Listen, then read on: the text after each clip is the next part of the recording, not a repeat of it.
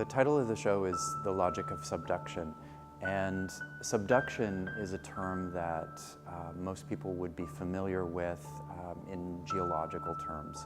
It refers to the tectonic plates, so the Earth's crust, that move against each other. The work is actually all made out of a series of books. They're actually Reader's Digest condensed novels. And I chose them deliberately, or actually I guess I chose the category of books because these have already undergone a process of editing that I equate with a process of loss. And if you were reading it, you wouldn't necessarily be aware of what's missing, but you might be aware that there is something missing. My process with them was to cut them again to a uniform depth so that I was actually cutting away a cross-section of them, kind of, I guess, likening that to another process of editing. Then they've been drilled and compressed under hundreds of pounds of pressure between steel compression plates. And then the surfaces have been polished glass smooth.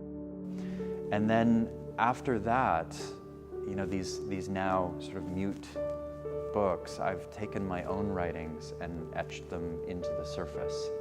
They largely come from, they're sort of excerpts from journals that I've written as I've been traveling,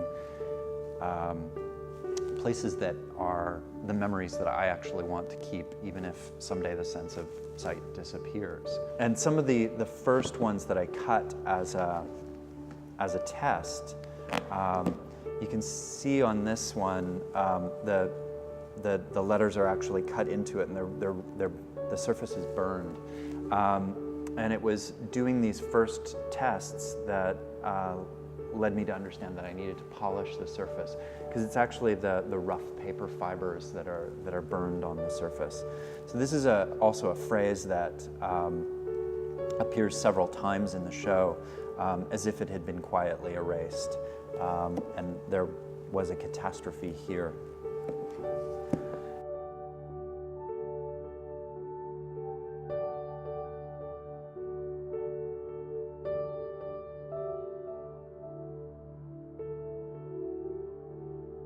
I think as my vision changes and as I experience loss, I don't know if I will become blind. I know that my vision is going to get worse. But in many ways, I've prepared myself, or have been preparing myself for years.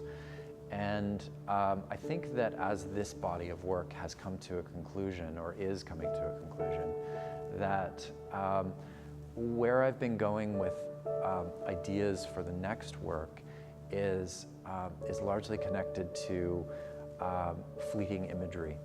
A young guy named Brandon came in, and he was looking at the work, and I just said that if he had any questions, I was just photographing. He was should feel free to ask me. So he looked around a bit more, and then he said, well, I do have a question, and it's that I really love this, but I don't get it. I asked him if he could tell me what it was that he found so frustrating about the work.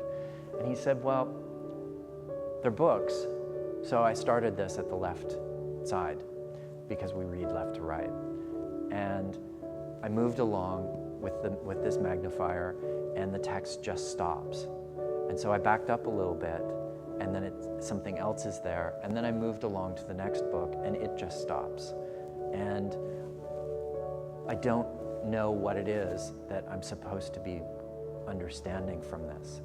And as he went on, describing more and more of this experience, I just thought, if I had a gold star, I would give it to you. That's the experience I'm trying to create. But it's, in many ways, I think it's something that is about inaccessibility. It's about the experience of inaccessibility. It's about the growing frustration of not being able to see things.